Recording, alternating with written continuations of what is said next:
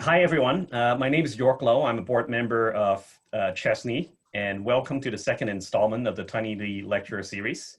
So Chesney is very pleased to have this very timely talk and panel discussion today, as this week, the US Congress finally honored the Chinese American World War II veterans with congressional gold medals after lobbying efforts by one of our panelists, General Chen, and many others involved over many years. So preserving and promoting the history of Chinese American veterans has been one of Chesney's missions, as we have veterans of Chinese descent serving the U.S. military from this region, since pretty much the Civil War. So we have honored many veterans over the years. Arthur and Simi Wong have received our Sojourner Awards, for example, and sadly, both of them passed away this year before they had the chance to actually receive the gold medals. Our archives also contain many information about different veterans. For example, the artist Mong Q Lee, which is will be in one of our upcoming digital showcase, was also a veteran, and we look forward to uncover more information and present them over time. So today, I'm very honored. So I'm just jumping right into it in terms of we have three contributors of the new book, Unsung Heroes, recognizing and honoring Chinese American World War II veterans, congressional gold medal recipients. You can definitely, I think when you log in for this event, you see there's a link to the Chinese American Citizens Alliance, who are running the book sale, so you can definitely buy the book through them. And let me quickly introduce the three panelists. And you can definitely see their bio. All three of them actually has very different background, but they're all very passionate about the subject that we're covering today, as they are all children of Chinese American World War II veterans. And they definitely, all three of them major contributors of the book. So first up, we'll have General Bill Chen, who has 3 generations of military service in his family, and himself has served in the US Army for over 32 years, rising to become the first 2-star general of Chinese descent. So he will cover the origins and the outline of the book.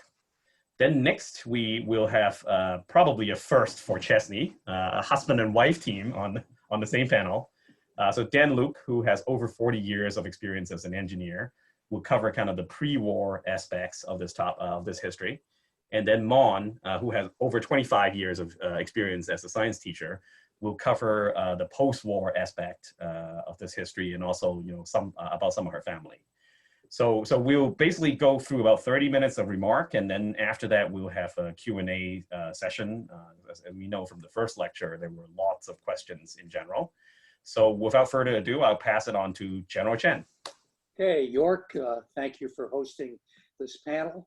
I'm going to talk a little bit about the origins and the visions of the book and cover a couple of the chapters, and then I'll introduce Dan and Mon. The book builds upon and expands upon an article I wrote about a year ago called The Story Arc of Chinese American World War II Veterans. And so I use the term story arc with a little poetic license. And I also talk about Chinese railroad workers and their story arc, because at the 150th anniversary was when the story arc for Chinese railroad workers was completed. So there are parallels between Chinese railroad workers and Chinese American World War II veterans. What's common about them is they were forgotten, frequently ignored. And that's why for the book, we entitle it Unsung Heroes. And independently, for example, I ran across people in non-Chinese Americans who use the term unsung heroes. If you view the webinar on the December 9th Speaker of the House ceremony, the Air Force Chief of Staff referred to Chinese American veterans as an example, as unsung heroes. In my article, I talk about advocacy for the Chinese American World War II veterans to get the Congressional Gold Medal. I talk about some pre-World War II, World War II, and post-World War II events. And so appropriately in the book, we have those chapters with the same name. And so the story arc for Chinese American World War II veterans then has been completed with the award of the Congressional Gold Medal. The book consists of a compilation of articles, and I think one of the key aspects is many of the articles are written by sons, daughters, and grandchildren of our veterans. And so that's a key point in terms of getting their insights with respect to their veteran fathers. In terms of the vision for the book, we specifically wanted to recognize and honor our Chinese American veterans.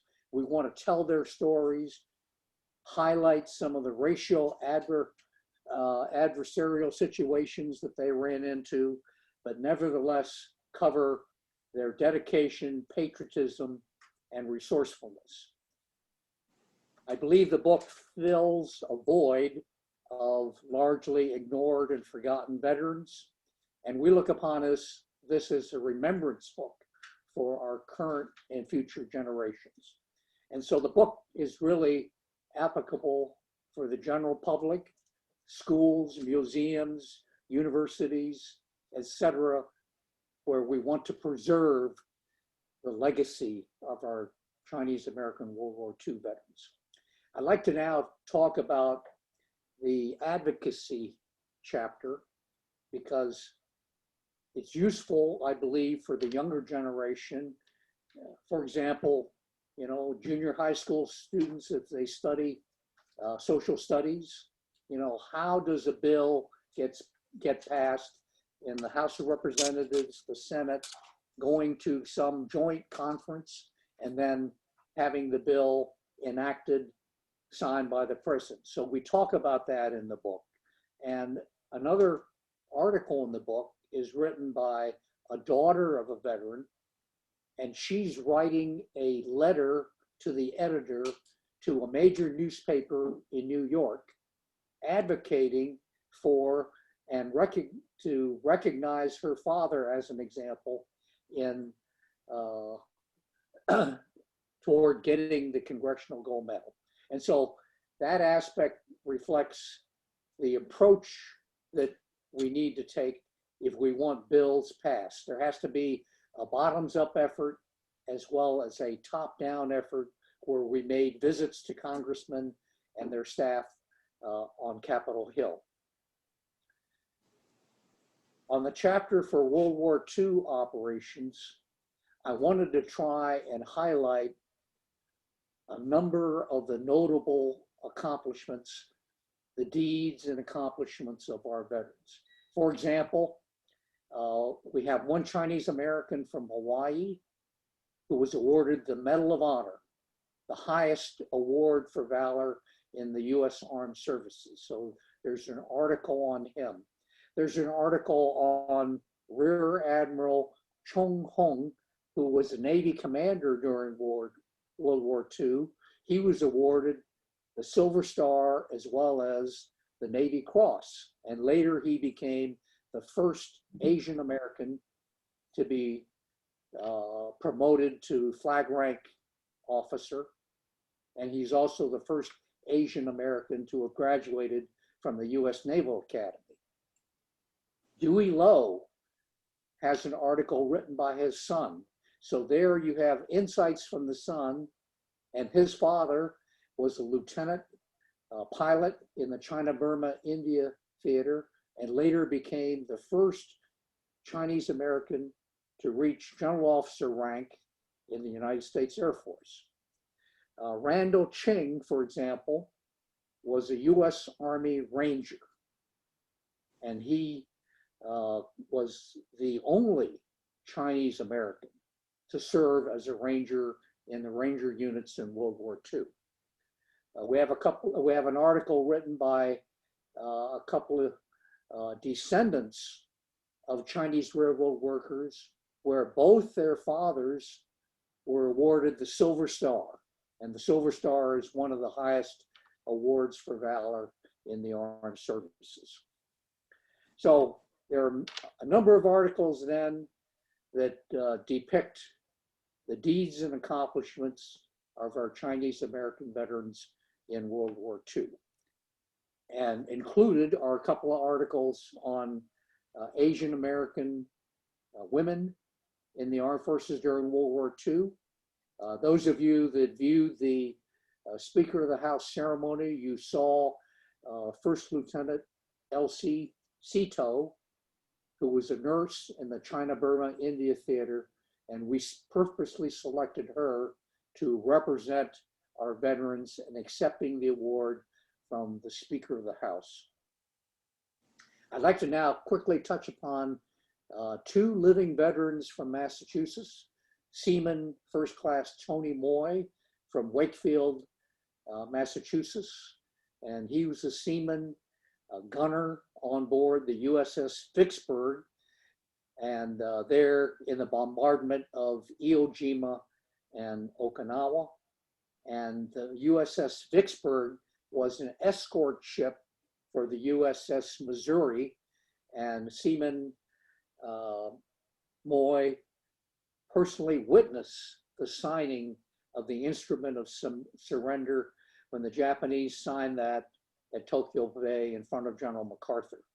And so those of you from Massachusetts, we're having a special Massachusetts Living Veterans Award ceremony tomorrow, sponsored by CACA Boston. So you'll be able to see Tony Moy and also his brother George, also from born in Fall River, Massachusetts. And so here we have two brothers that are World War II veterans, recipients of the Congressional Gold Medal from Massachusetts. We also have Edward G., who currently is in Fuller Village, Massachusetts, and he'll be also recognized in our ceremony tomorrow. And he's a Boston resident and was very active in the Boston American Legion Post, and you'll see him tomorrow as well.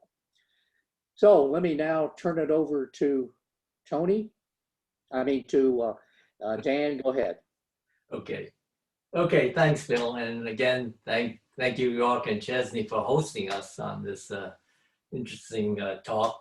And like Bill said, I just want to briefly cover the contents of the chapter on the pre-war activities, which kind of spans the period from, the mid-1930s to right up to the beginning of the war around right after Pearl Harbor. And,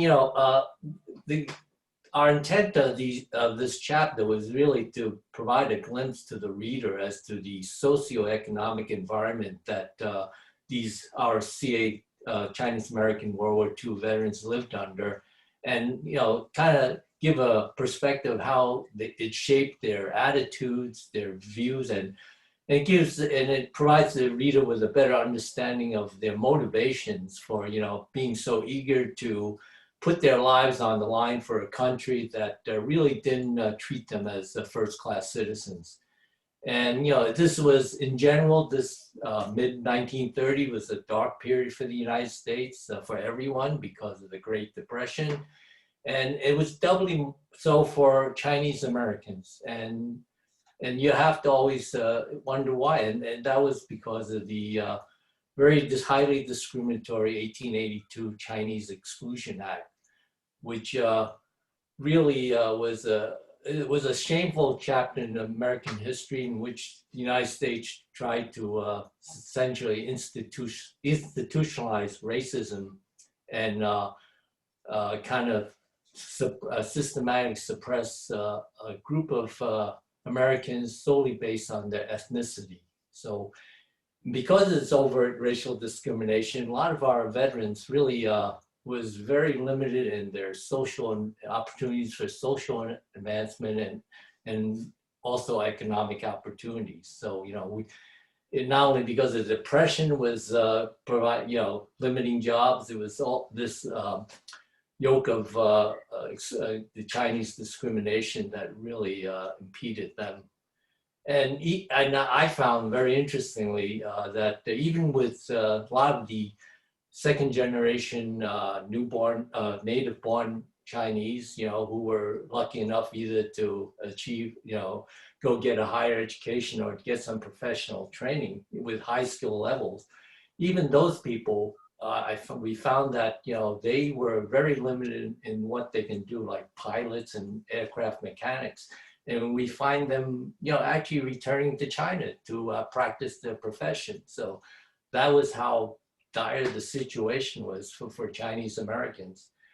And the other thing, I like to, highlight from this chapter is that because the inflection point we found that was really the start of the Second Sino-Chinese-Japanese War, which really fueled the desire for a lot of these home Chinese to, come out of the woodwork in a sense, come out of the insular cocoon of, being in the Chinese communities. For the first time, they were showing their support and efforts to bring awareness to the American public about the Japanese aggression in China. And they still felt a loyalty for China, and they did a lot of things. And a lot of the two articles that we have really highlights a lot of those very interesting things about what the Chinese did to help this, bring this awareness. And these Chinese Americans really began volunteering to participate in these China war efforts against the Japanese aggression, and even way before the formal entry of the U.S. into World War II with Pearl Harbor. And we have two articles that provides the reader with some insights. Very nice articles. One is written by Yifang Wang. I was told that this historical essay that she wrote about, which talks about the lives of Chinese Americans in San Francisco in this period, was actually a research project that was needed, that she used to fulfill a college course requirement. So it's a very interesting, has a lot of interesting facts that I wasn't aware of. And this historical narrative really is very representative, I think, of what most Americans across the country experienced during this period, where they had to endure a lot of the decades of racism and systemic oppression. And it kind of brings the reader on shows that very interesting how the Chinese Americans begin to start to mobilize, to demonstrate their patriotism and competency. And I think this is really the start of the movement that integrates Chinese Americans into the fuller society of America. And you hear, she talks about a lot of these Chinese American men and women for the first time reaching out beyond the typical restaurants, laundries, grocery stores in the Chinatowns, out to defense-related industry, which brings them, in contact with the general American public. They were working a lot, especially in the San Francisco area, they were working a lot in the shipbuilding, the aircraft industries, and a lot of the professions that were never imaginable prior to that.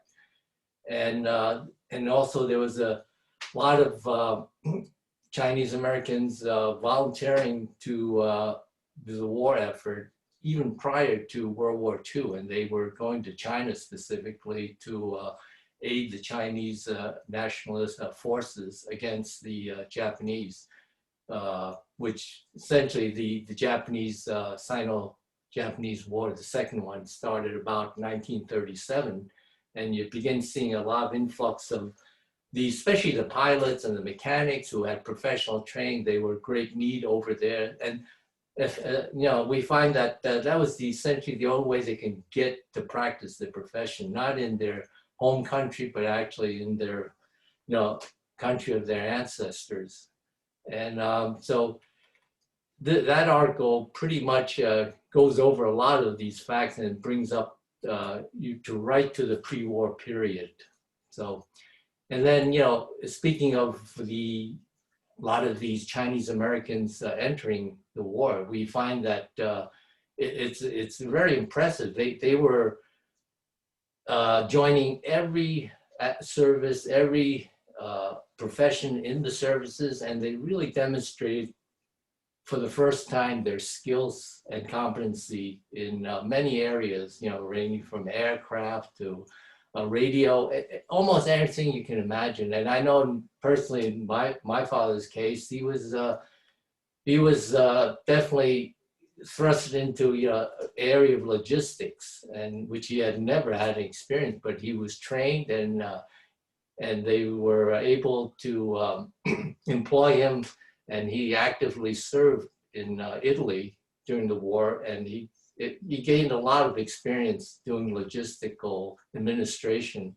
And for all the other veterans, there's so many stories in the book that we talk about and their expertise.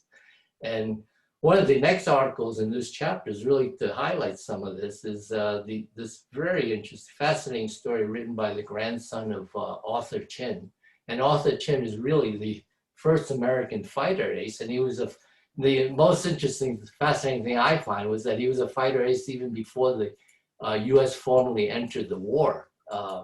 The story talks about this. Arthur was born in Portland, Oregon, and he was trained as a pilot in the U.S., but again, because of the racial discrimination, he couldn't really find work as a pilot. So he essentially, around 1936, he went to China and volunteered to fly for the Chinese National Air Force. And he received, it's very interesting, it's kind of interesting that he actually received training from the German Luftwaffe, which is kind of strange, but if you read the article, actually goes into why he did that. But you know, he received the training and he became a very proficient pilot, and he was made a vice squadron leader in the Chinese National Air Force. And actually just at the onset of the Japanese invasion of China, which began about 1937,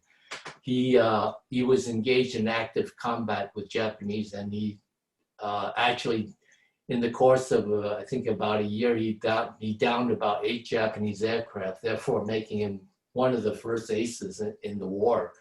And unfortunately, he was seriously injured and seriously burned from one of the engagements, and which essentially ended his fighter career. But that didn't really end his patriotism and desire to really help the war. So it tells a story of him returning to the U.S., and he was very active in supporting public support like war bond rallies, drumming up support from local Chinese Americans in terms of contributing to the war.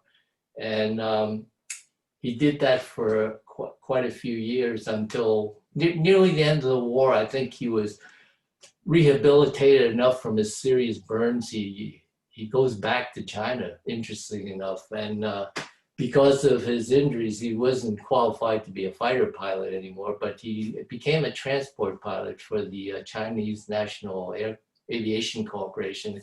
And he spent almost the last, months of the war ferrying supplies over the hump in the China-Burma-India theater. And it's just fascinating what some of his writings of his grandson. And he apparently, if you read it, I don't want to get into it now, but he was quite apparently a ladies' man also. So tells some of his exploits, and he didn't. It was a sad story. He married his first wife in China, but because she got killed during a Japanese bombing raid in China, and it's a very sad story. But he was very resilient, and because of all these efforts, he was essentially, UNES actually recognized and honored him with a congressional gold medal as the first Chinese American fighter ace. So, this gives you an idea of the environment that these amazing group of Chinese Americans faced. But, in face of all this adversity, they were able to essentially demonstrate and show their patriotism and their, desire to defend America. And I think we should all be very grateful to that.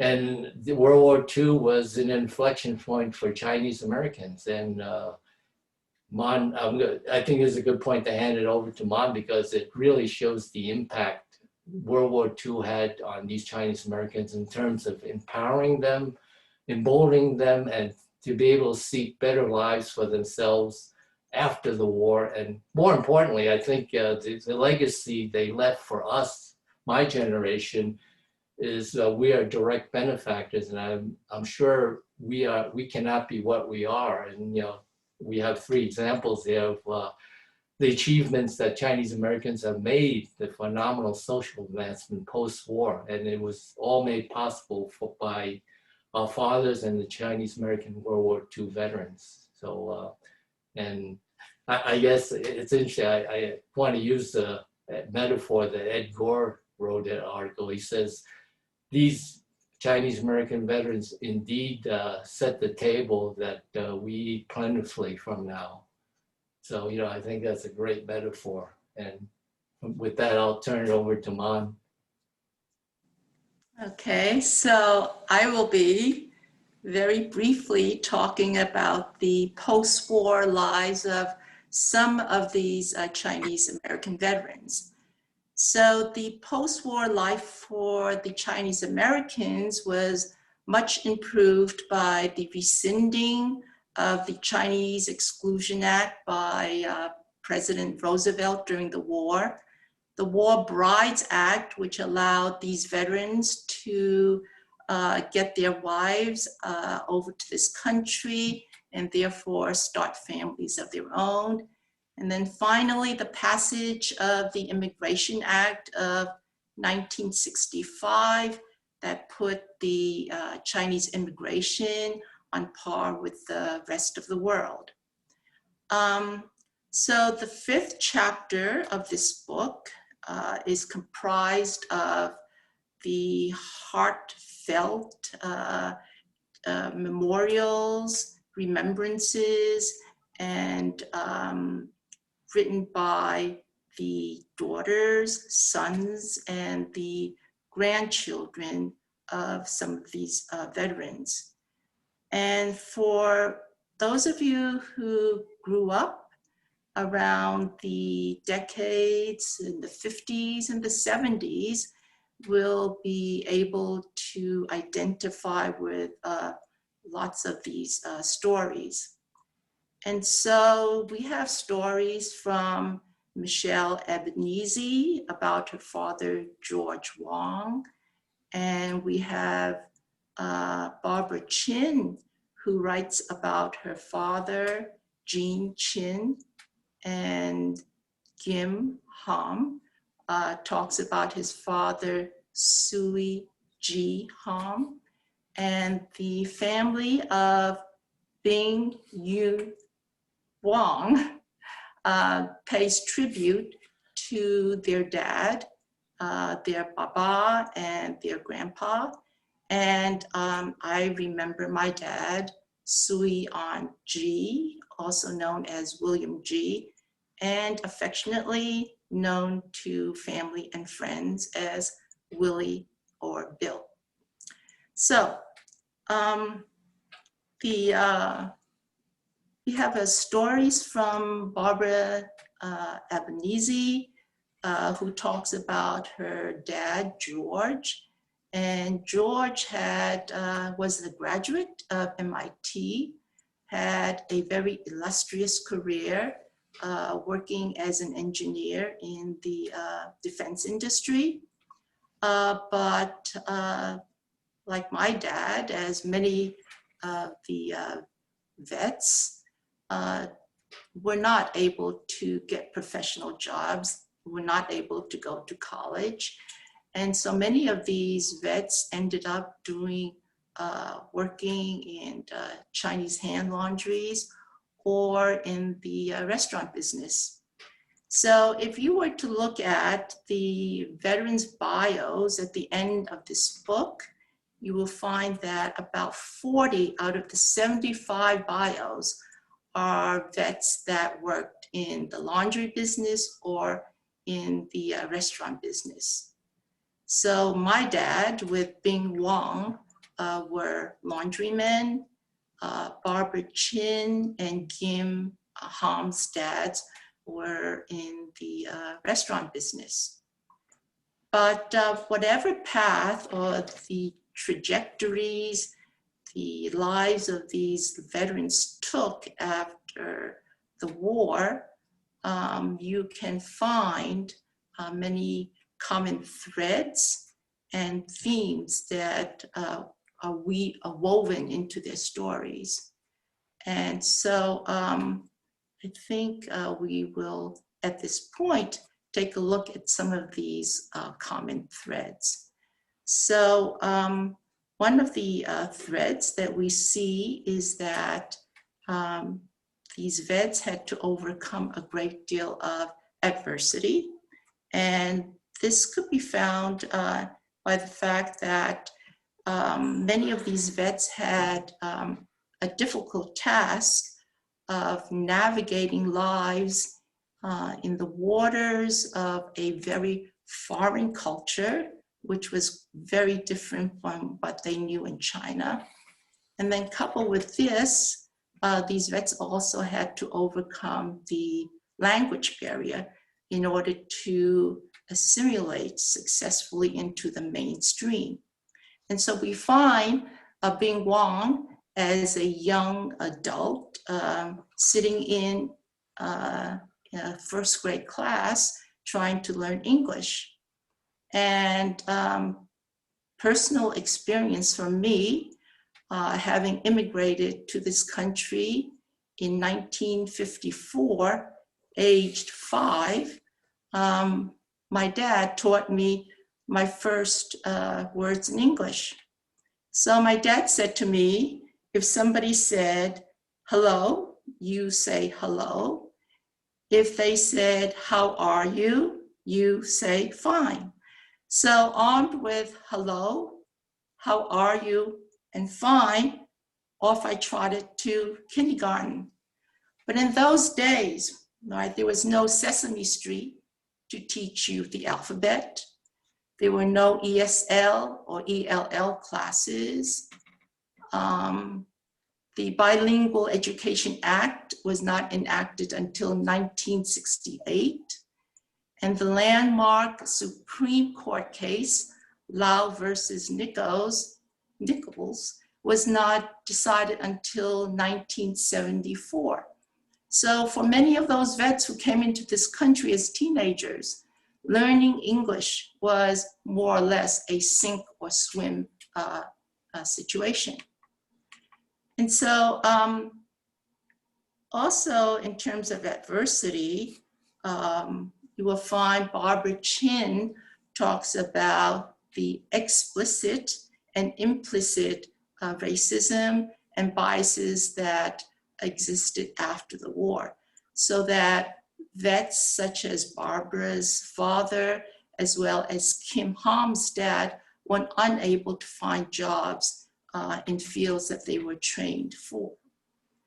All right, so the next thread that we can see from these stories is that one of sacrifice and hard work. My dad worked in Starlight Laundry in Upper West Side of Manhattan 6 days a week, and he did not rest on the 7th, but in fact, he worked a few hours and Sunday mornings just to get ahead of the workload for the coming week. And I remember him making sure that the shades to the storefront and to the door of the laundry was securely pulled down, because in those days, the blue laws outlawed any businesses from operating on Sundays. And then we also see stories of sacrifice, such as the one that Bing Wong's daughter, Jean, remembers. And Jean says that her mom made a delicious vegetable soup, and Jean, seeing her father not enjoying the soup, asked, you know, Dad, why aren't you eating it? And his response, very poignant, but I think very typical of a Chinese father response was, quote, because you like it, unquote. And so I think a lot of us would probably have heard some statement to that degree while we were growing up from our parents as well. And the next thread, I think, that we can see in these stories is that all the veterans believed that education was the means by which they could achieve the American dream. So we see Jim Hom talking about his dad, who said to him, you get into the best college you can get into, and I'll find a way to pay for it. And you see that Barbara Chin talks about her dad, who was relentless, that his children were focused on doing well at school. And her dad proudly decorated the walls of his dining room with his children's many college diplomas. And then lastly, you have Bing Wong making notebooks out of the laundry paper that lined his laundry baskets so that his young children had notebooks to practice their writing and doing their math. And I think one last thread, not the last, but another thread that is not really explicitly talked about in these articles, but you will see their presence in much of the book. And that is that we need to give a big shout out to the wives of these veterans. And they were a strong, resilient, tough, resourceful group of women. So the wives of restaurant workers, you would find them doing piecework in sweatshops, or they would be doing piecework, stringing beads together for costume jewelry. And many wives like that of my mother-in-law and my mom ironed side by side by their husbands in laundries. And my mom was able to cook all the meals, raised 5 kids, and even found time one evening during the week to attend English classes at the local junior high school. So these women were really stereotyped as docile and supportive women, but in fact, they were very, very independent.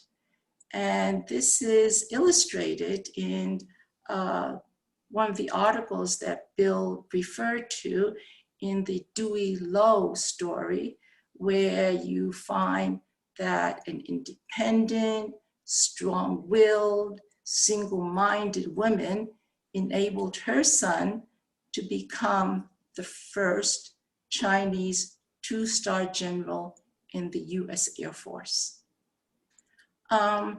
So when my cousin in San Francisco received our book, he wrote us and he complimented Dan and Bill on a job well done. And he said this of my dad. And he said, Uncle Bill was compassionate and smart, and Uncle Bill stood tall. And so I'm going to venture to say that all the vets in these stories all stood tall. So they stood tall for their families, as we are the recipients of the rewards of the hard work that gave us the chance to live the American dream. They stood up for the Chinese community at large, so that we see Jim Kim Ham and Barbara Chin's dads, who were active in the Kim Lau American Legion post in New York City. And George Wong made strides in his profession and showed that a Chinese engineer was second to none. And my dad did his work and tried to make a difference by his works in the First Baptist Church on Pell Street in New York City. This church was founded by Dr. Mabel Lee, who befriended my dad when he was a teenager. And Dr. Lee was also a notable Chinese American in her own right. She was the first Chinese woman to graduate with a PhD in economics from Columbia University. And she was also one of the early and ardent advocates for women's suffrage. Then these vets also, of course, stood up and stood strong and for the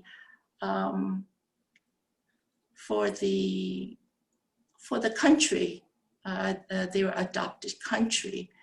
And that brings us to the last thread, and that is that they were all very thankful despite all the obstacles they faced. They were very thankful to a country that afforded them the opportunity to realize a dream that was better for themselves, for their children, and for their grandchildren. And so the stories that you will read in this chapter are really stories of celebrations, of lives that well lived and left a legacy for their children to follow. And so in closing, for those of you who have not done so, I would encourage you to buy this book and to read in greater depth the stories that I've just skimmed over, and to learn some history from the chapters that Bill and Dan discussed. I think Bill had alluded to the book as being a very important resource for schools, for universities, for different types of organizations.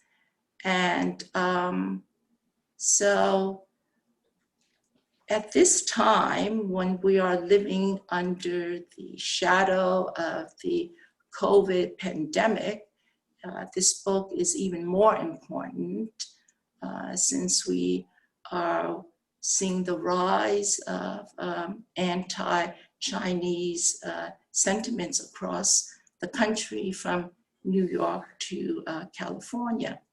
And so we have a neighbor who bought 2 copies of the book. One she kept for herself, and one she gave to her son, who adopted a child from China. So at the beginning of the outbreak of the pandemic, this adopted son was bullied, I guess you can call it bullied, by his classmates who called him the COVID kid. So in this trying times, then we need to kind of reaffirm the legacy that was left behind by our fathers and celebrate the contributions that they made to this country intellectually and culturally, artistically.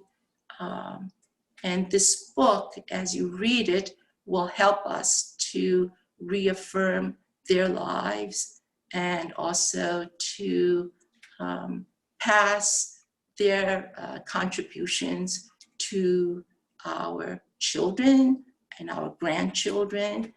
And the articles in this book will teach us all to stand tall and to stand proud. So I will give this back to York.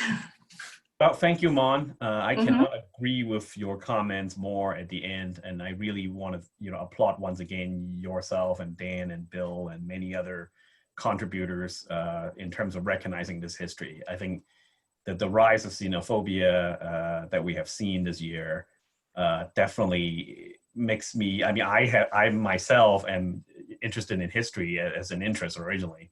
But now I feel like it's really more important than ever to highlight this history, to show that people, who tell us to go back to our own country or, all this, that we have been, our forefathers have been serving and some of them making the ultimate sacrifice for this country. And I think it is deserved to be recognized for sure.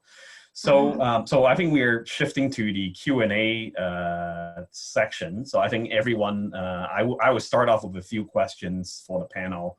But everyone can, type in. Brianna, I think they can type in the question in the Q&A section while we discuss. So I'm going to start with the first question. Actually, it's shifting back to Bill, since we have heard.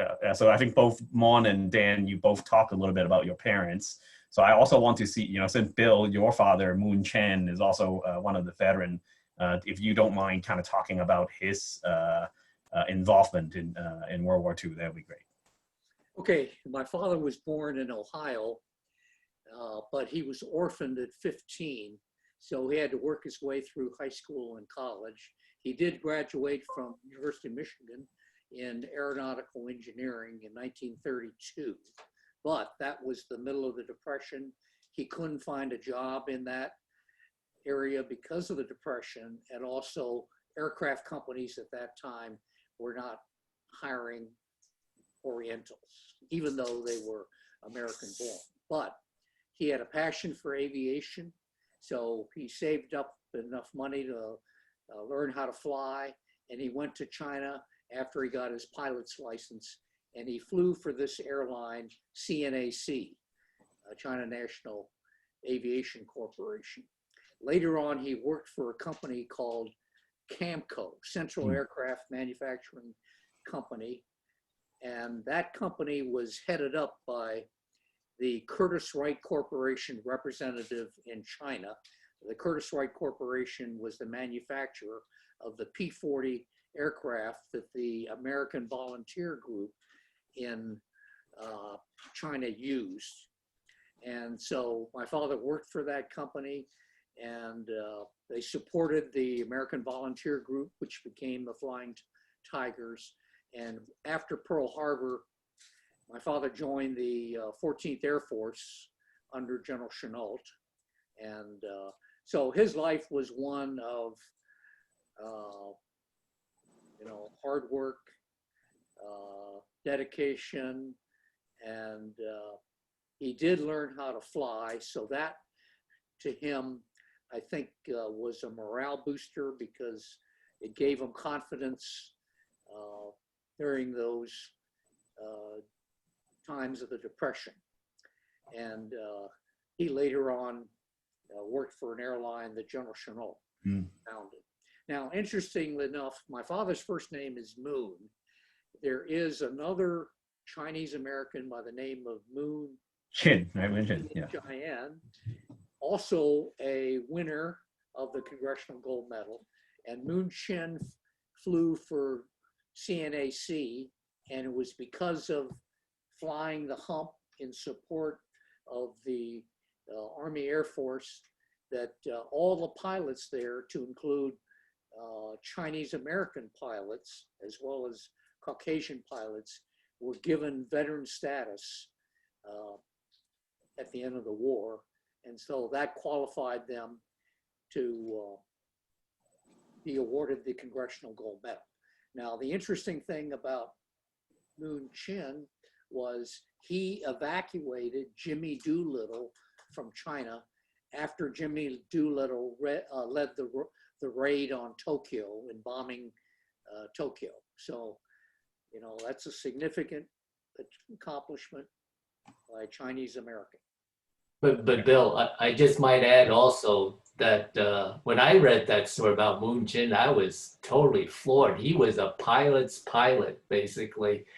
And some of his exploits were amazing because he wasn't even a member of the military, but he was acted in a civilian capacity. And even some of the exploits after the war were amazing. There's one story that tells him that there was a US Air Force aircraft that was down near Taiwan in the waters, and it was very rough seas and so forth. And I guess he heard about it on, I guess, the emergency broadcast, and there were people went out there, and he was there was Chinese Air Force, US Air Force guys flying around the waters, but they were reluctant to land on the sea because it was so rough.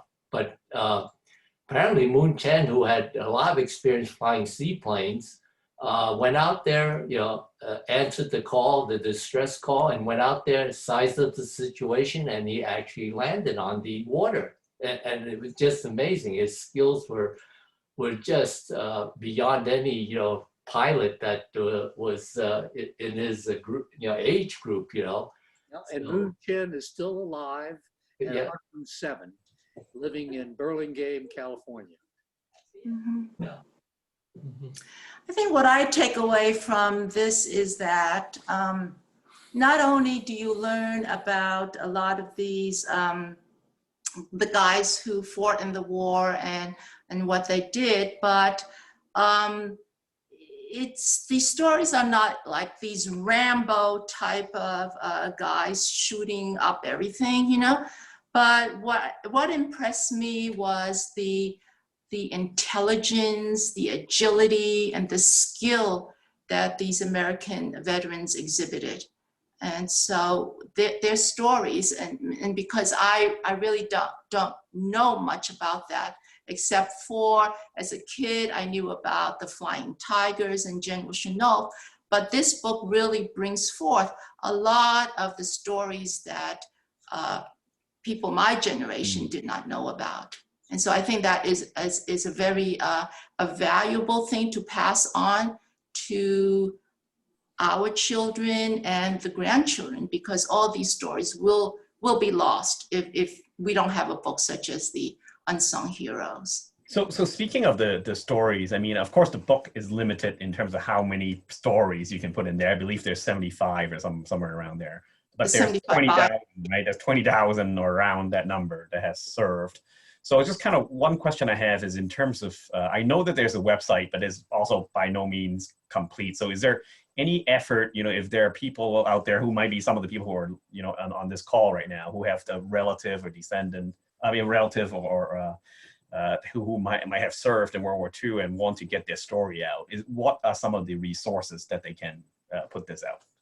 Well, the Chinese American World War II Recognition Project has a site, and they have these digital ad booklets where families can write about their veterans, and then that'll be published when they have the Washington, D.C.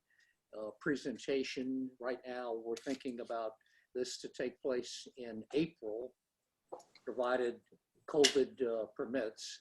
But there's an example of a means where their stories could be published. Now, in terms of writing articles, putting it into a book, like, someone might ask, will there be a follow-on book? Right.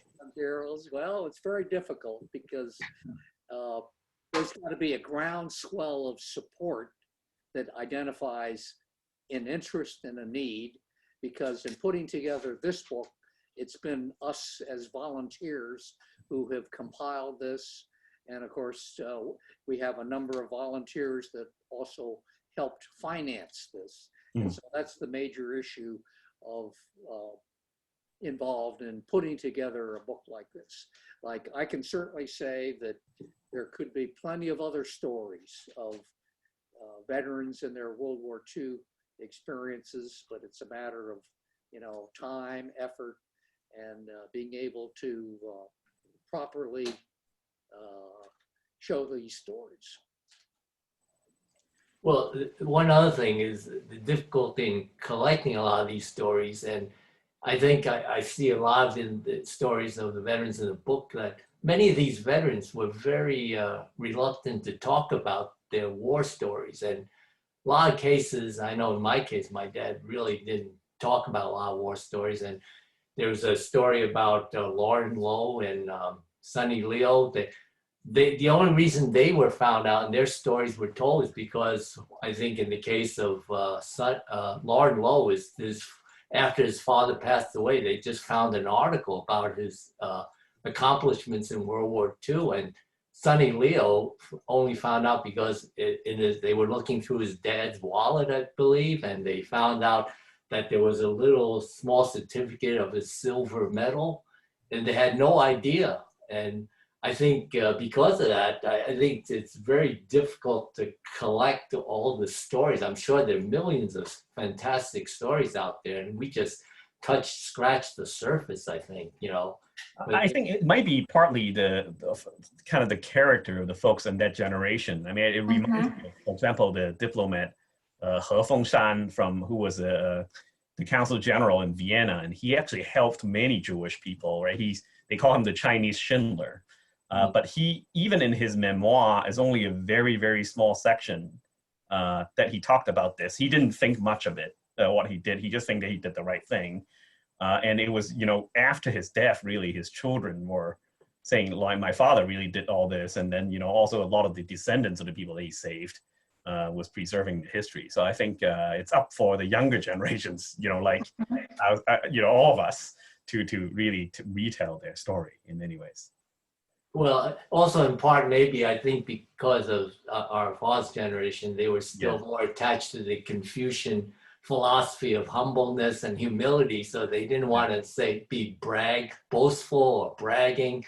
And another point, I think in Randall Ching's case, I think it's interesting. He shed some light that I think a lot of these, we don't realize, but I think a lot of these veterans did suffer PTSD. And they were very reluctant to bring it up to their children. You know, they didn't want them to be saddled with this type of, you know, emotions.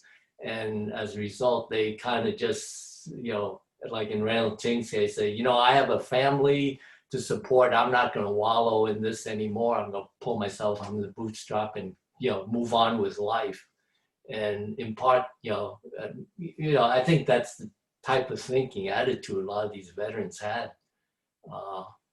Because, I know my dad didn't tell any war story per se. He did from time to time talk about more of the lighter side of things, you know, and kind of in a humorous vein because he was in logistics. You know, he was responsible for provisioning supplies to, you know, his soldiers, the local towns in nearby Italy, in nearby Naples, I guess it was, and also prisoners of war in the German POW camps. But it's kind of humorous. He was saying that he really, especially the townsfolk, he kind of ingratiated himself to this one particular family because apparently he had access to nylon stockings for some reason, and he befriended this very attractive looking German lady, and his family says, boy, I was really the star hit because I was able to get, and nylon was a scarce commodity. It was rationed in World War II, and he was able to,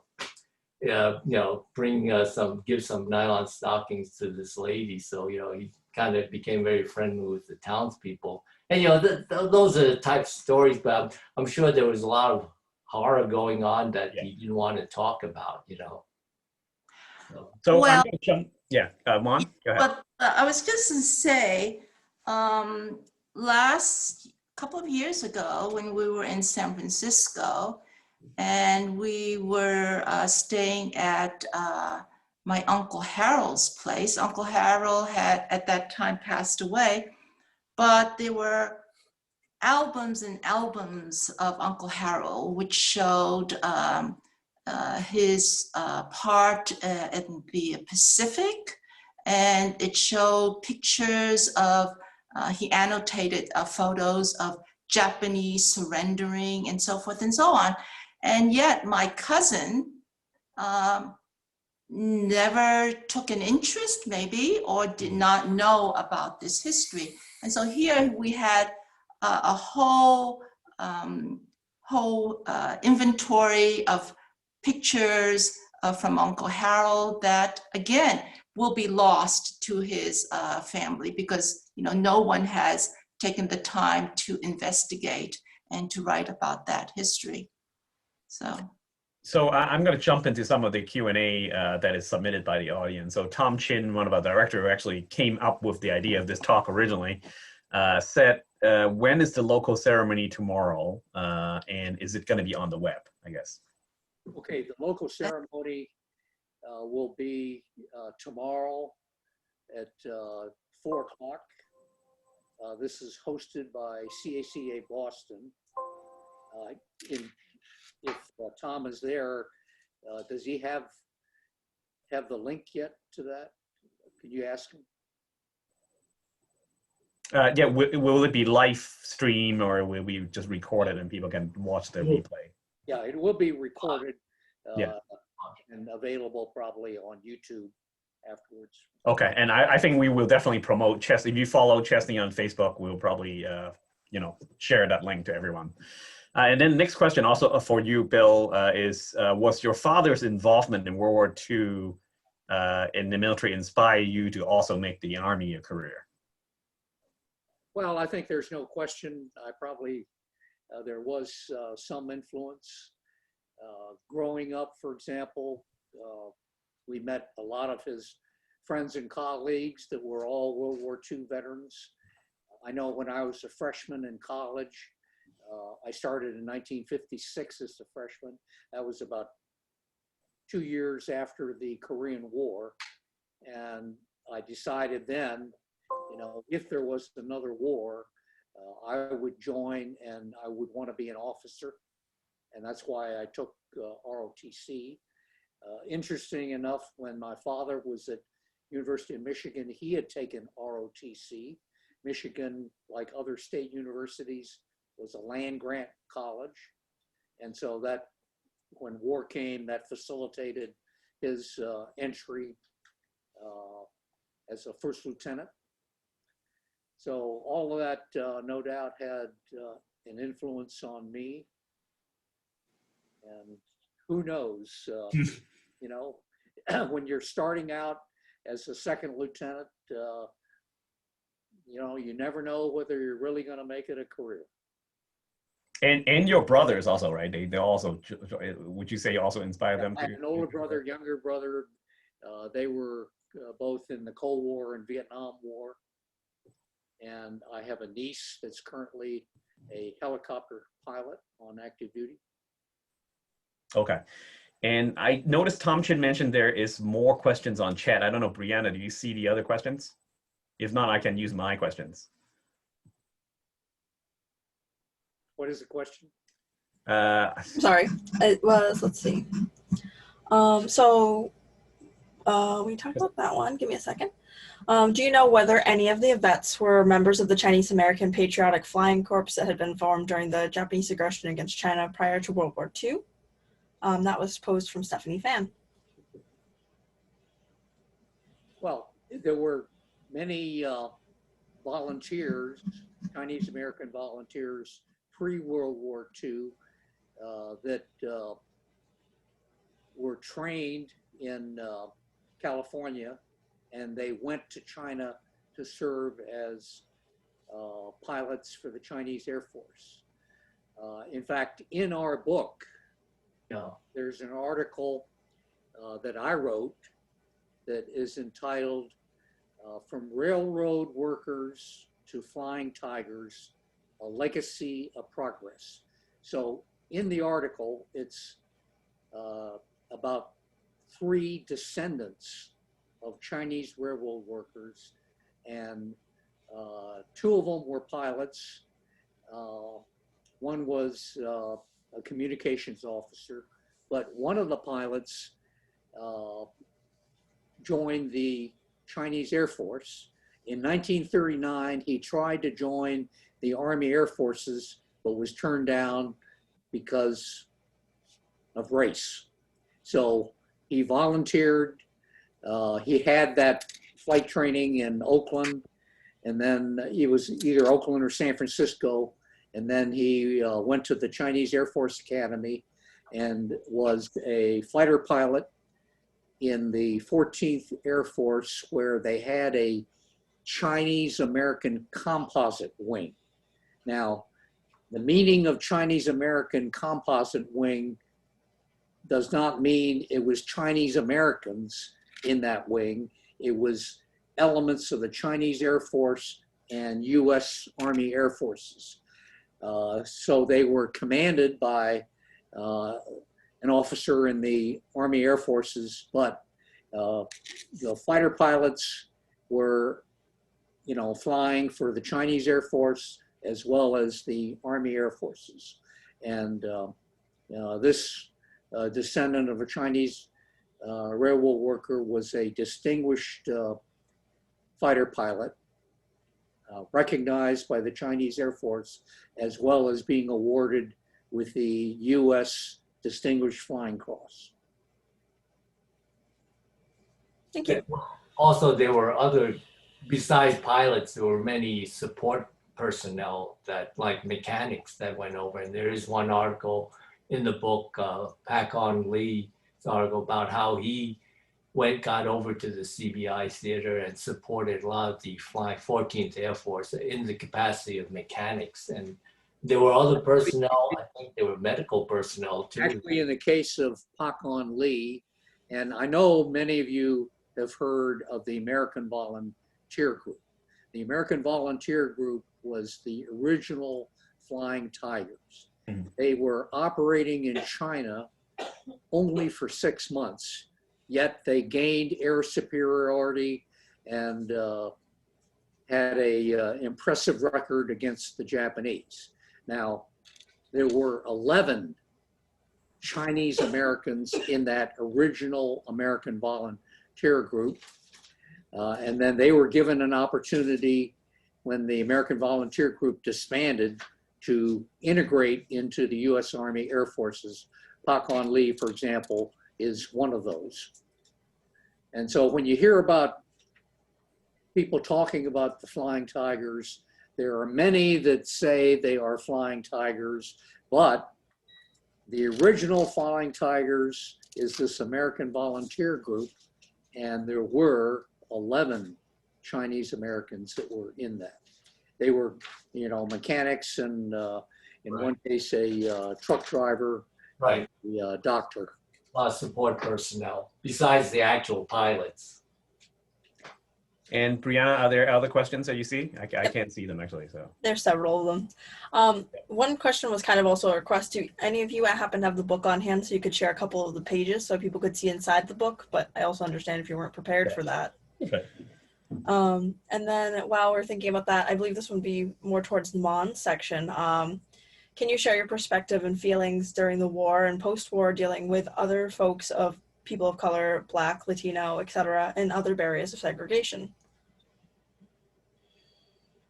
Well, I would imagine that even to this day, there is some biases and racism towards all these groups, actually. So I suppose if you take a look at what's happening today, there is a lot of anti-Chinese sentiment going around. And if you look at what's been happening with the BLM movement and all the protests that have been going around there, and then I would talk about maybe as late as what, 1982, when I believe Vincent Chen, Victor Chin was killed. Vincent, yeah. Yeah, and the outcome of that was the people who perpetrated that crime were just given a slap on the wrist for killing a Chinese American. And so I think with all the advances in terms of equal rights and civil rights, I think every group here in the US today has to be constantly vigilant about any form of bias against any other group. And I think we all have to kind of stand together in unity so that when one group gets hurt, all these other groups will stand behind them and be supported. So I'm going to pose a question related to that topic is in terms of the experience of Chinese American veterans during World War II versus other people of color. I guess if any of the panelists want to answer, how does it differ? I mean, I think all of them suffer discrimination of some kind, but I think there's some differences, right? So. Well, I think probably during World War II, Chinese Americans in the Navy perhaps experience the most discrimination. And maybe that's a factor of if they were on a ship, close quarters and certain biases, and then, you know, there probably weren't many opportunities to avoid some of this. Well, So I think that's particularly the case. I don't know whether, Dan, you have knowledge. well, I think Mon has a personal case. Her dad was in the Merchant Marine, and I don't know if Mon wants to speak to that because, you know, he faced a lot of discrimination when he first got on, and I think, like kind of Mon nicely puts, they were all in the same boat in a sense that, and they had to learn to really work together in order to survive, especially the Merchant Marines, because they were the service that suffered the greatest casualties in World War II to the degree of 3.9%. And so, you know, when Mon talks about in her book, I don't know what, if you, Mon, want to talk about it directly.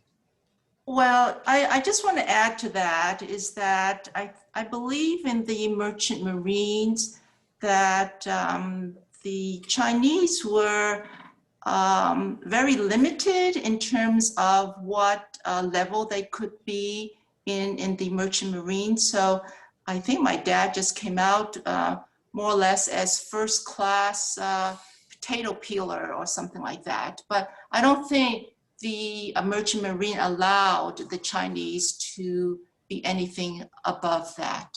So I think there was discrimination in that way.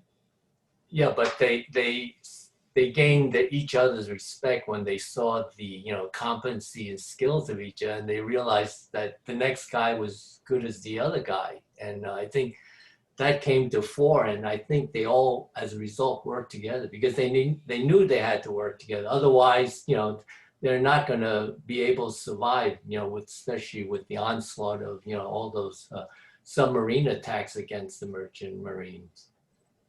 Well, I think any group that is put together that will be facing common dangers will necessarily have to band together to survive. So I think whether it be in the Navy or the Army or the Air Force, you know, you have a group of people that have a specific mission, and in order to accomplish that mission, they all have to work together. And so in the end, even though my dad did feel that he was not part of the group, but by the end of his employment or deployment with the Merchant Marines, he really felt a lot of camaraderie with those guys that he started with. So, yeah. And a lot of that kind of carried forth when they reintroduced into society after the war. lot of at least their war buddies. There was a lot of camaraderie. There was a lot of close friendships. I know my dad was always in contact with his war buddies, but when he came back, unfortunately, that didn't filter out to society in general, because there was still a lot of discrimination In in general society, and unfortunately the racial injustice that kind of was mitigated during the war didn't fortunately carry over to general society, and for decades, even after the war, I know many cases where we all still face a lot of racial discrimination, either overtly or subtly. and I think, I'm sorry, Yo, but yeah. I think we can, and this is probably another subject for discussion, is, you know, we are looking at the Supreme Court, I believe, is going to hear the case about the Harvard students, right? Claiming that it is a form of bias that we have quotas against Chinese students in the universities, specifically in this case Harvard, although Harvard claims that they don't have these quotas. Yeah. But, so I would like to keep this within the World War II. I think that's a very interesting topic, exactly. but let's keep it within World War II and military service. So I think there's a question on the queue that is asking Bill, would you recommend Chinese American high school graduates to enter the military today? How about service academies? So, Well, certainly. I think one of the key things is opportunities and leadership. When you look at the military services and doing all the tasks and whatnot, there's a cross-section of disciplines, academic disciplines, and specialties that are needed. And so there are opportunities for training, higher level education, and if you want to think about perhaps a career in the military, you know, certainly there's opportunities to attend the service academies. But most important of all, I think you can learn a skill, and even if you don't make the Army a career, you can benefit from that and benefit from the leadership experience, because you're confronted every day in working with others, in some cases leading others, and those types of experiences certainly will be helpful in the civilian world. and I guess, Brianna, other questions that you see from your end? Yep. Oh, So the Patty Moy, yeah. a related question actually was, or two of them, have Chinese Americans continued to serve in the U.S. military? If so, in what services? And have any Chinese Americans attended the service academies, and have any attained flag rank? Well, there are, I think, if you look at the service academies today, there is fairly good percentage representation of Chinese Americans and Asian Americans compared to the population as a whole. That certainly was not the case when I was on active duty. Of course, when I was on active duty, I think the percentage population of Chinese Americans was between 2% and 4%. And the percentage in the armed services was less than that. When I was on active duty, I never had a superior officer, even very few contemporaries that were Chinese Americans. And so in my case, I felt and believe that I was treated just like any other officer. So in terms of advancement, it depended upon performance, my performance, and my evaluation of what my potential was. And a lot of people ask me the question, you know, did it concern me, for example, that I didn't see Chinese Americans as role models in the military?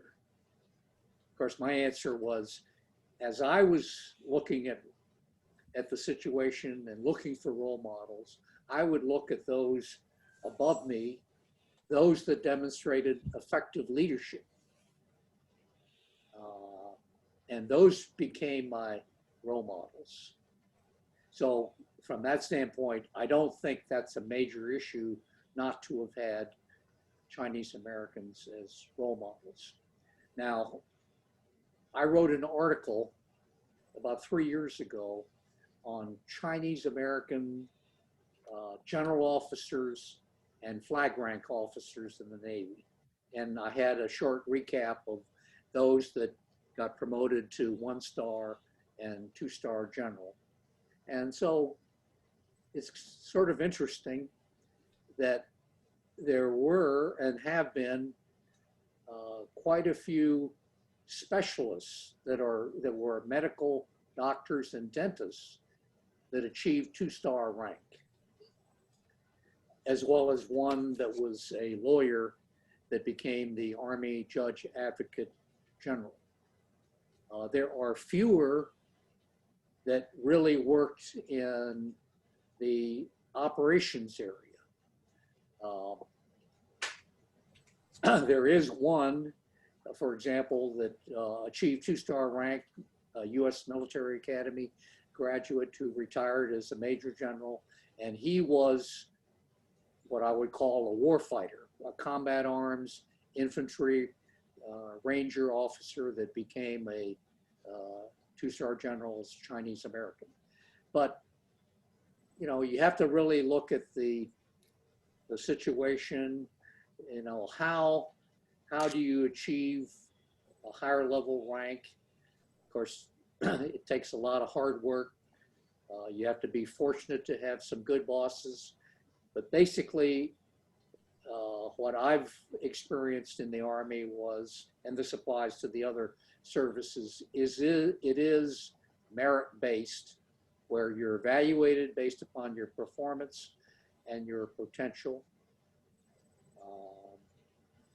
You know, maybe for the higher level 3-star and 4-star rank, it depends upon,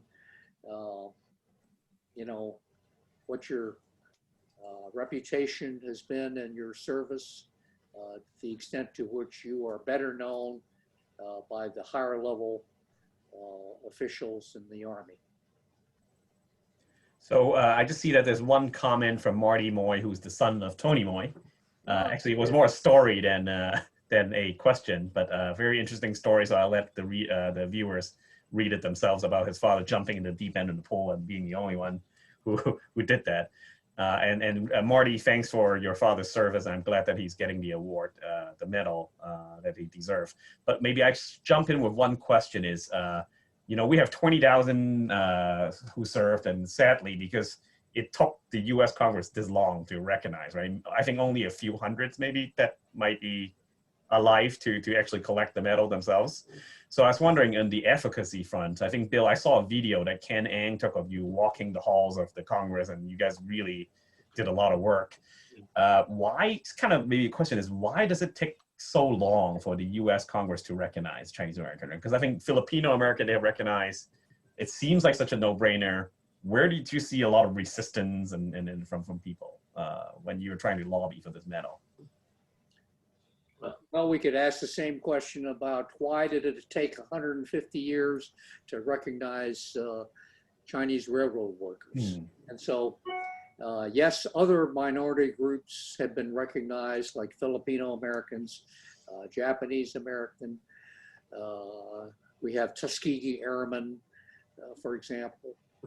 But something like that really comes about when there are those that want to lead an effort to do that recognition.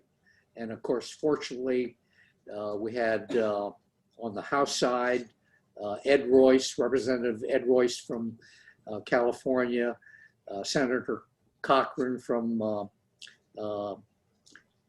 Mississippi.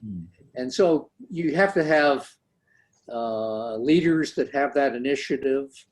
You have to have support from the ground up, and you really have to have that groundswell of support which unfortunately, because of a lot of reasons, for the same reasons we say that they have been ignored and forgotten, that these types of initiatives don't take place. So I think we need to be thankful for the Chinese American Citizens Alliance to take up the leadership in getting the co-sponsors. It's not just the congressmen and the senators that need to pass the bill, but we have to get enough co-sponsors so that a bill can get through the committee and go for a floor vote. And I was really pleased that it's really a bipartisan effort, and right, to watch the ceremony and see all those people who would normally fight each other a lot to agree on the same thing was really a moving moment, I would say. I just might want to add one potential reason why it took so long. I think it's maybe a cultural problem with Chinese. They tend, at least not the younger generation now, but maybe our generation, we were more apolitical in a sense, and our focus was more on career achievement, business type thing aspects. We weren't really into the political aspects of society, and as a result, I think we were novices at trying, knowing how to really lobby properly Congress to get things passed, and I think that may be in part reason why it took so long. Because our natures, we're more Chinese culturally are more focused on self enhancement, and business, education, and so forth. They weren't interested in the politics of things. Although, with that being said, it's interesting that a relative of ours, it's not actually my dad's relative, is I don't know if the Wing Luke Museum out in Seattle, we have a big branch that. He was actually one of the first elected officials in the United States, and he happens to be a relative of our family. So, he was probably one of the atypical people, but typically Chinese are not well politicized, Yeah, but I'm glad that things are kind of changing. It's I think there's a new wave, new generation of people. Right. And you have, is it Michelle Wu, who is going to be running for the Boston mayor office? Yeah. And I heard also Andrew Yang is contemplating running for mayor Yeah, here, too. exactly. That's very Exactly. exciting. So, Brianna, any other questions that you see? Yep, just two quick fire ones. One, are there any women veteran featured in the book? And two, Yes. Perfect. And two, will the book be translated into Chinese? If so, will Bill's wife Karen volunteer? Oh, Bill? who's going to volunteer? Okay, we do have two articles on women. And so one is overall Chinese and Asian American women in the armed services in different capacities. And then the article by LCC. Elsie Chen. and in fact, it's really a transcription of a presentation that she gave on her own experiences. So, it's a very interesting article.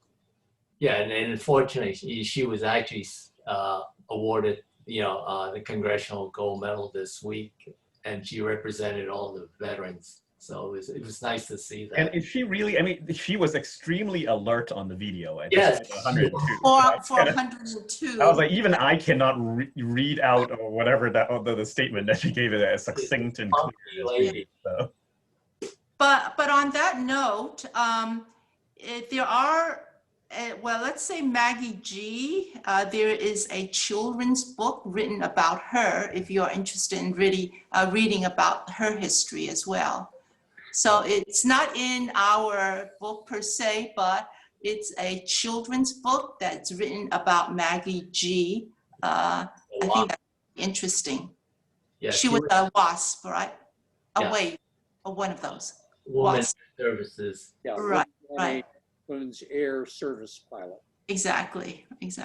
So Madi Moy has a question. Has anyone contacted the World War II Museum in Hudson, Massachusetts about the contribution of CA World War II veterans? I don't know if any of the panelists No. We cannot. No idea. Okay, maybe we'll follow up with the CACA folks, other folks to see. Brianna, any other questions that you see? Nope, which is perfect timing. It is 3:30, so I will say we're going to wrap this up today. And before we wrap up, I do want to say thank you to our year-round sponsors of Tufts Medical Center, South Cove Community Health Center, the Boston Foundation, and the Margaret Wong Family Foundation. Additionally, this year we've had several donators who are especially generous to us, and I'd like to also thank them. These would be in no particular order: Joe and Selena Chow, York Lowe himself, Amy Goon, Paul Lee, Thomas and Mei Chin, Helen Chin Schlichter, and I believe that was it, actually. Thank you so much, everyone. Okay. And I would like to thank, once again, the panelists, for the generosity. I think this is really the beginning of a dialogue. That people should, learn more about this history, and I look forward to working with all of you. The lecture series is, we're glad that it really become a series when we had the second one. So I was really glad that to be covering this topic. We already have the programming planned all the way up to September of next year. So stay tuned. I think the next one will be in March about Chinese laundry. So it will be a partner event with the BCNC Power Art Center. So it's a very exciting event. And stay tuned, and we welcome, feel free to reach out. I think some more questions as I'll just thank you. Okay. In case I missed anything. Okay. So yeah, I would like to thank the panelists and thank all the audience who participated today, and feel free to reach out to Chesney or CACA if you want more information or have questions about this topic. So thank you. It's our pleasure. Thank you very much. All right. Thank you very much. Bye-bye. Bye now. Take care. Thank you.